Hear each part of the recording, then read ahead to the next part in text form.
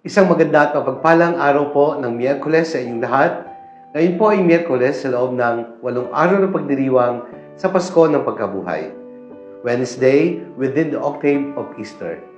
Pagbati po sa inyong lahat mga minamahal na viewers and followers of the Daily Gospel Reflection. Sa mga deboto ni San Antonio ng Padua at sa mga minamahal naming benefactors, pinapaabot ko po ang aming pagbati sa inyong lahat. Sana po nasa ligtas kayong kalagayan. Patuloy nating ipanalangin ang isa't isa. At sa mga tulong po na inyong pinapaabot sa amin, lubos po kami nagpapasalamat. Welcome po sa ating Daily Gospel Reflection. Sama-sama nating pagnilayan ang mga salita ng Diyos mula sa mabuting balita para sa araw na ito.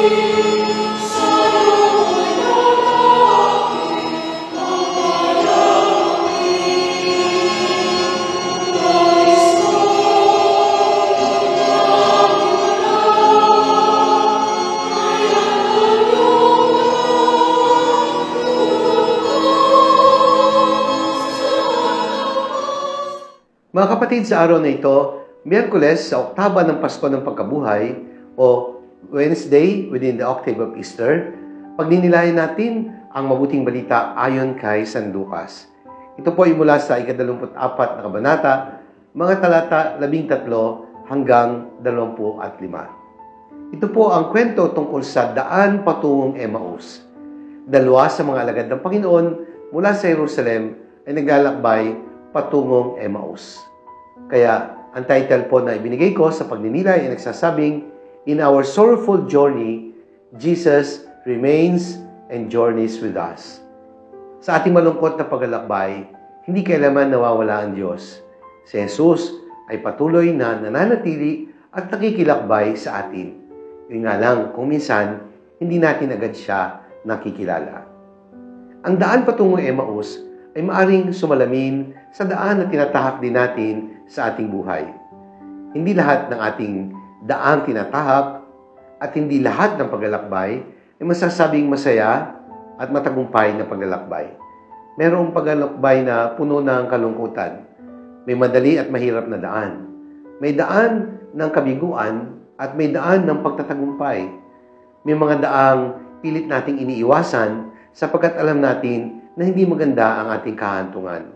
Pero kung minsan, yung daan na maghahatid sa ating sa kapahamakan, ayun pa ang tinatahak natin. Sapagkat sabi nga ng Panginoon, makipot ang daan patungo sa kaligtasan, malawak ang daan patungo sa kapahamakan. At ito ang pinipili ng marami. Nakakalungkot po, no? Sapagkat ang daan na itinuturo ni Jesus ay daan na may kalakip na pagkapasan ng krus. Krus patungo sa paghihirap, kamatayan, subalit ang dulo ay muling pagkabuhay at pagtatagumpay.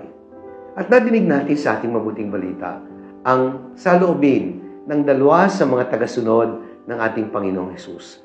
Bakas, marahil nilang sa kanilang muka, subalit sa kanilang mga pananalita, ay malinaw na sinasabing, sayang, siya pa naman ang aming inaasahan.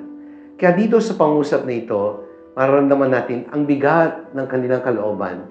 Andun ang kanilang malalim na panghihinayang sapagkat ang kanilang pangarap ay mukhang hindi na mabibigyan ng katuparan. Ang kanilang pangarap ay namatay kasabay ng pagkamatay ni Jesus doon po sa Jerusalem noong unang Biyernes Santo. Kaya sa Jerusalem, wala na silang dahilan para manatili. Sapagkat ang Jerusalem para sa kanila ay lugar ng kahihiyan, lugar ng pagkatalo, lugar para sa pagkabigo, lugar na hindi na kailangan pang balikan sapagkat puro bangungot at malungkot na karanasan ang kanilang nasaksihan doon.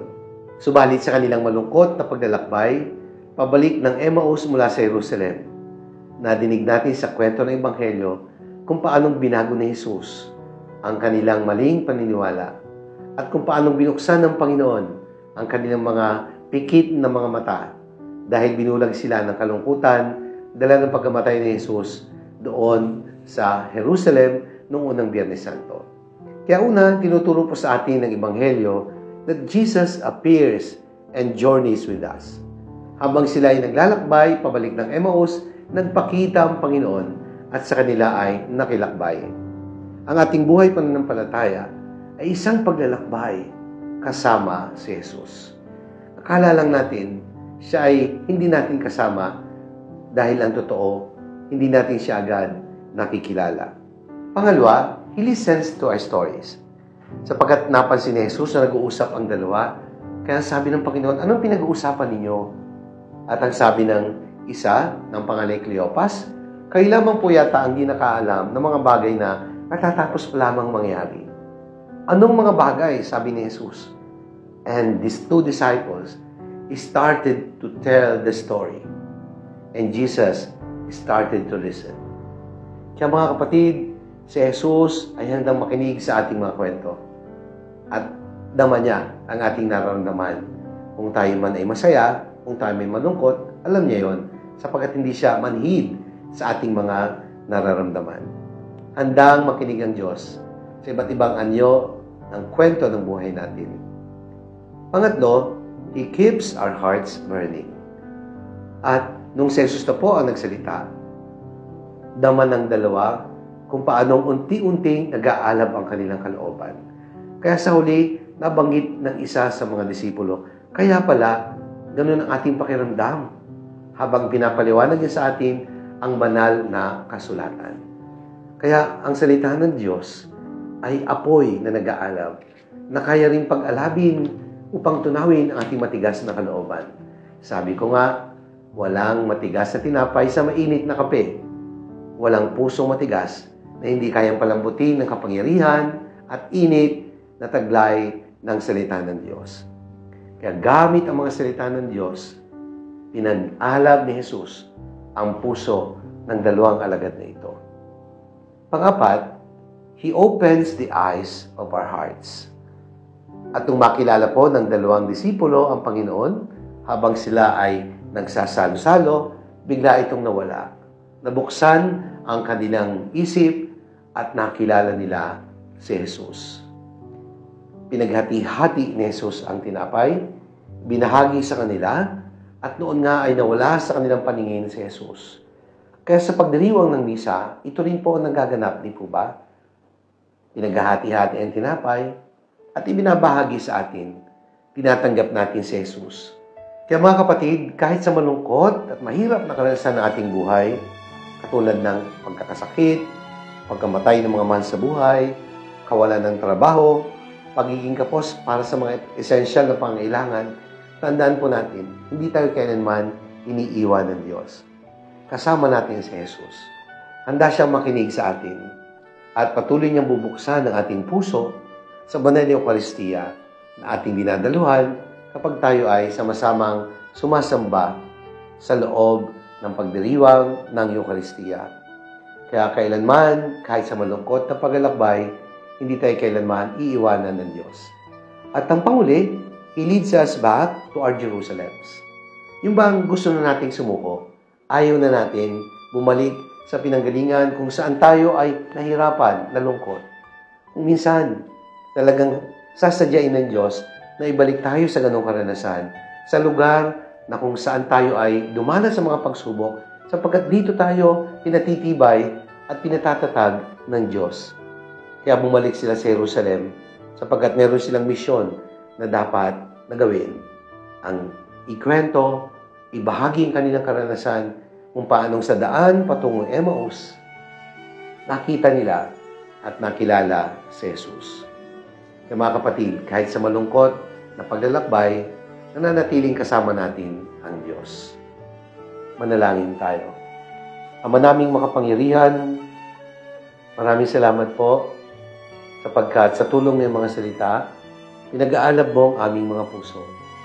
Sa tulong ng banal na Eucharistia, binubuksan mo po ang aming mga mata at kalooban upang ikaw ay aming makilala.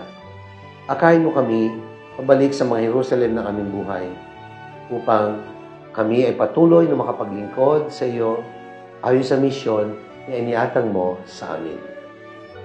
Amen. Maraming salamat po, mga minamahal kong kapatid. Sana po ay inyong nagustuhan at nakatulong ang ating pagninilay sa araw na ito. Kung inyo pong nagustuhan at nakatulong, i-like po ninyo at i-share, ibahagi natin ang mensahe ng salita ng Diyos sa ating mga mahal sa buhay, mga kakilala at mga kaibigan. Let us fill the world with the message and power of God's words. Pagpalain tayo ng makapangyarihan Diyos, Ama, ng Anak, ng Espiritu Santo. Amen.